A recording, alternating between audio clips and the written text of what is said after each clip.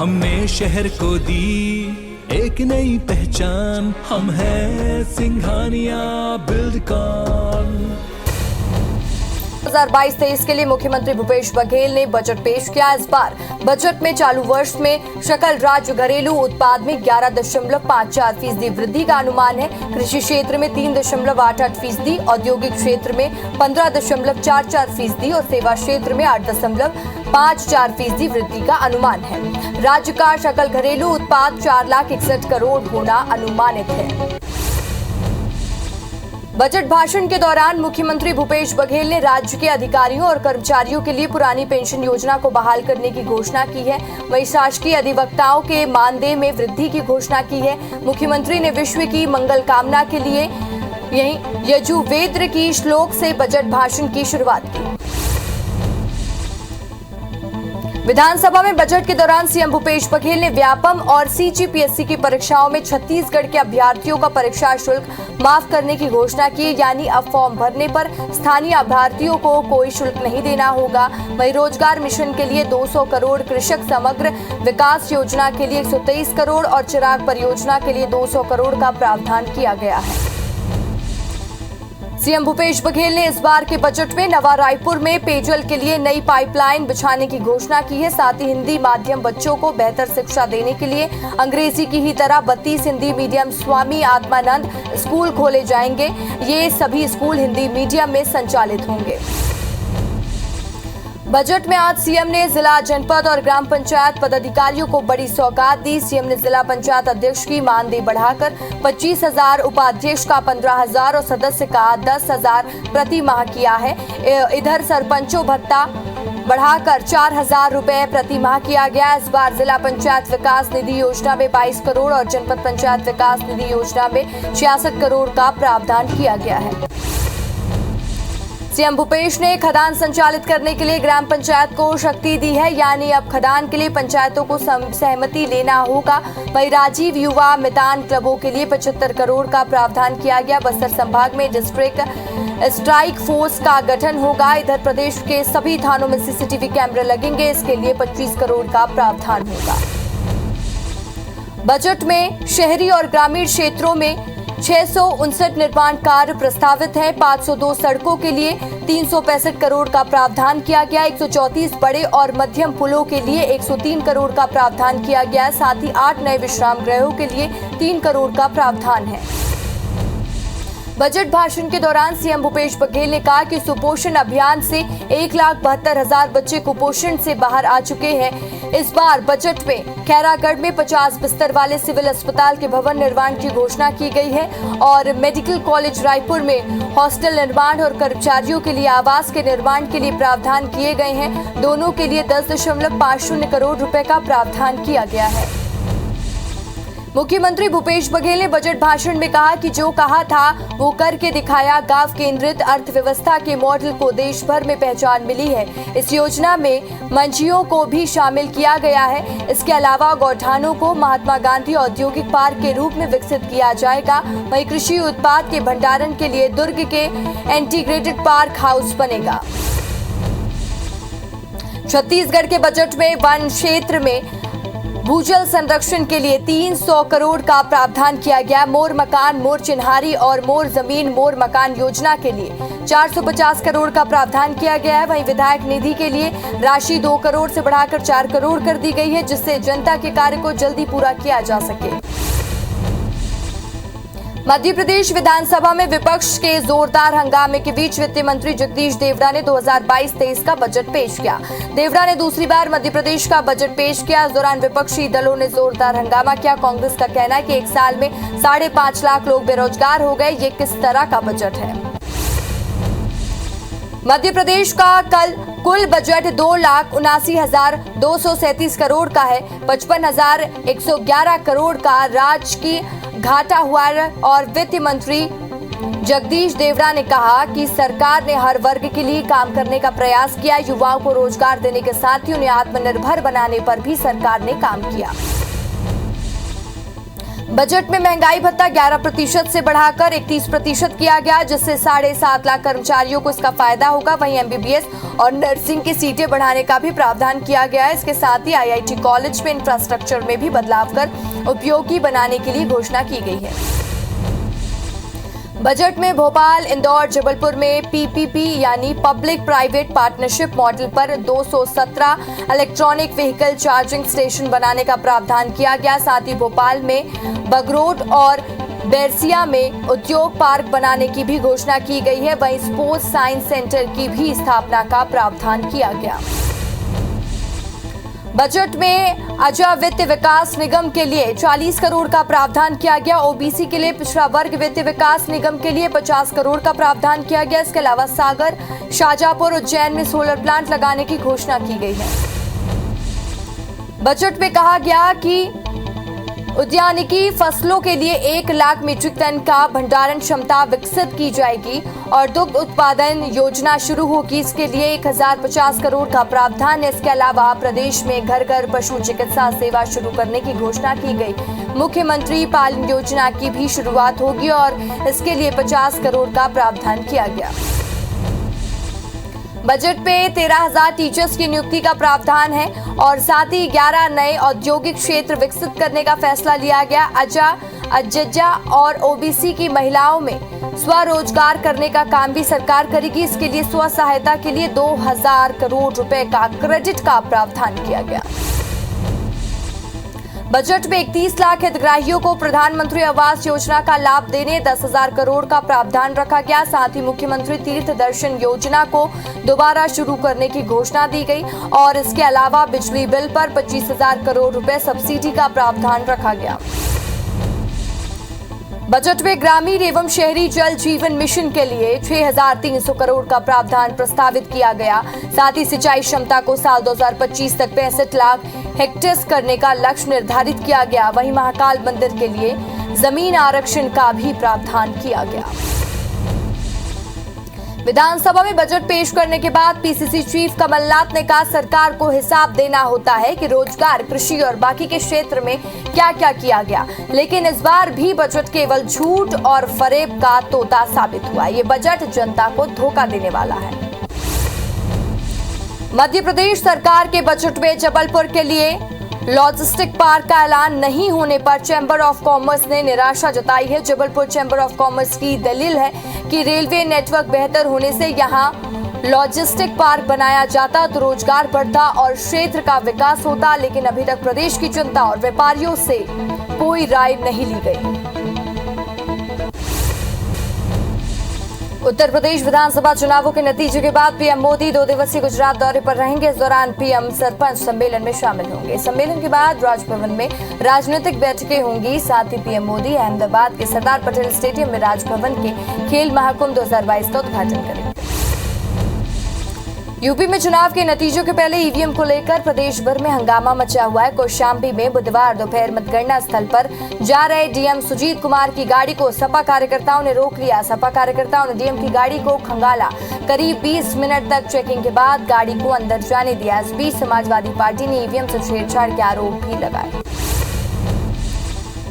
लखनऊ में भारतीय समाज पार्टी के अध्यक्ष ओपी राजभर ने बड़ा आरोप लगाते हुए कहा कि 3 गाड़ियां ईवीएम लेकर निकली हैं और ये बिना किसी को सूचित किया गया है। चुनाव आयोग की गाइडलाइन के मुताबिक उम्मीदवार को बिना बताए और बिना फोर्स के ईवीएम को कहीं नहीं ले जाया जा सकता, लेकिन उससे ढक कर ले जाया गया। विपक्ष के ईवीएम से छेड़छाड़ के आरोपों पर बीजेपी ने पलटवार किया। यूपी सरकार में मंत्री श्रीकांत शर्मा ने कहा कि विपक्ष के आरोप बेबुनियाद है, कल ईवीएम खुलेंगी। विपक्ष ने अपनी पराजय पहले से ही स्वीकार कर ली है। 2017 में ही जनता ने उन्हें खारिज कर दिया था। कुछ परिवारों और जाति विशेष के कुछ लोगों तक अखिलेश की सरकार सीमित थी। यूपी में कल मतगणना होना है, जिसकी तैयारियों का जायजा लेने जिला निर्वाचन अधिकारी और कमिश्नर आज लखनऊ में रमाबाई अंबेडकर मतगणना स्थल पहुंचे। दोनों अधिकारी रैली स्थल पर बनाए गए स्ट्रांग रूम का निरीक्षण किए और जहां सुरक्षा व्यवस्था समेत सभी तैयारियों को दुरुस्त पाया गया। रिजल्ट के पहले हर पार्टी अपनी जीत का दावा कर रही है और जीत की मनोकामना लेकर भगवान के दर पर जा रहे हैं। इसी कड़ी में शिरोमणि अकाली दल के अध्यक्ष सुखबीर सिंह बादल और हरसिमरत कौर बादल ने अमृतसर में स्वर्ण मंदिर मत्था टेका और चुनाव में जीत की कामना की। अमृतसर में शिरोमणि अकाली दल के अध्यक्ष सुखबीर सिंह बादल ने एग्जिट पोल के नतीजों पर सवाल उठाते हुए बैन करने की मांग की। उन्होंने कहा कि एग्जिट पोल को लेकर आप किसी पंजाबी से पूछेंगे तो वो कहेंगे उन्हें एग्जिट पोल पर भरोसा नहीं। बंगाल में जब चुनाव हुए थे तब एग्जिट पोल में ममता बनर्जी को 100 सीटें भी नहीं थी, लेकिन टीएमसी ने 200 सीटें जीती। इसीलिए एग्जिट पोल को बैन कर देना चाहिए। जम्मू कश्मीर के डीजीपी दिलबाग सिंह ने बताया कि हमने इस साल आधा दर्जन के आसपास आतंकी मॉड्यूल का सफाया किया। हाल ही में हुए ग्रेनेड हमले में हमें कई सुराग मिले हैं। कुछ लोग हमारे कब्जे में हैं। जल्द ही इस मॉड्यूल का सफाया किया जाएगा। एडीजी जम्मू ने आतंकी गतिविधियों को भी नजर उन पर बनाए रखे हैं। इंटरनेशनल क्रिकेट काउंसिल आईसीसी ने लेटेस्ट टेस्ट रैंकिंग जारी कर दी है। मोहाली टेस्ट में गेंद और बल्ले से शानदार प्रदर्शन करने वाले रविंद्र जडेजा दुनिया के नंबर 1 ऑलराउंडर बन चुके हैं। वहीं पूर्व भारतीय कप्तान विराट कोहली की टॉप 5 में वापसी हो गई है। टॉप 10 में फिलहाल टीम इंडिया के 3 बल्लेबाज शामिल हैं। रूस यूक्रेन के बीच जंग के कारण इंटरनेशनल मार्केट में कच्चे तेल के दाम $140 प्रति बैरल के पार हो चुके हैं। कच्चा तेल महंगा होने से आने वाले दिनों में 25 रुपए तक पेट्रोल डीजल की कीमतें बढ़ाना तय माना जा रहा है। इसके अलावा नेचुरल गैस महंगी होने से आने वाले दिनों में एलपीजी और सीएनजी के दाम भी बढ़ने की संभावनाएं जताई जा रही हैं। अमेरिकी राष्ट्रपति जो बाइडेन ने यूक्रेन पर रूस के हमले के जवाब में उसकी अर्थव्यवस्था को कमजोर करने की कोशिश की है। अब अमेरिका रूस से सभी तेल आयात पर प्रतिबंध लगाएगा, लेकिन उन्होंने स्वीकार किया है कि इससे अमेरिकियों विशेष रूप से गैस पंप पर लागत बढ़ जाएगी। रूस और यूक्रेन के बीच जारी युद्ध में बुधवार को कुछ आशावादी संकेत मिले। बुधवार को रूस ने कहा कि उसका मकसद यूक्रेन सरकार को हटाना नहीं है। रूस ने यह भी कहा कि यूक्रेन के साथ बातचीत में कुछ प्रगति हुई है। बता दें कि दोनों देशों के बीच बातचीत में अब तक 3 दौर हो चुके हैं। यूक्रेन के खार्किव यूनिवर्सिटी में पढ़ाई कर रहे हटा के छात्र ऑपरेशन गंगा के तहत सकुशल भारत वापस आ गए हैं। छात्र के लौटने पर सभी ने उनका स्वागत किया। उन्होंने बताया कि यूक्रेन की बहुत खराब हालात हैं। साथ ही छात्र ने मोदी सरकार को धन्यवाद दिया। जांजगीर चांपा के मालखरौदा क्षेत्र के एक छात्र यूक्रेन से सकुशल घर पहुंच गई हैं। घर वापसी पर परिजनों और ग्रामीणों ने खुशी जताई। इस दौरान महिलाओं ने केक काटकर खुशी मनाई, साथ ही सभी को मिठाइयां बांटी। खरगोन जिले के मलडलेश्वर नगर परिषद में 2 वार्डों में रिक्त पार्षद पदों के लिए हुए उपचुनाव में कांग्रेस और भाजपा से 2 पार्षद निर्वाचित हुए। वार्ड 10 में से कांग्रेस की नफीशा को, वार्ड 12 में से भाजपा के गणेश विजयी हुए और जीत के बाद दोनों पार्षदों ने समर्थकों ने ढोल नगाड़े के साथ जुलूस निकाला। इंदौर में लंबे वक्त के बाद दिशा समिति की बैठक हुई। बैठक में केंद्र सरकार की जिले में चल रही योजनाओं की समीक्षा की गई।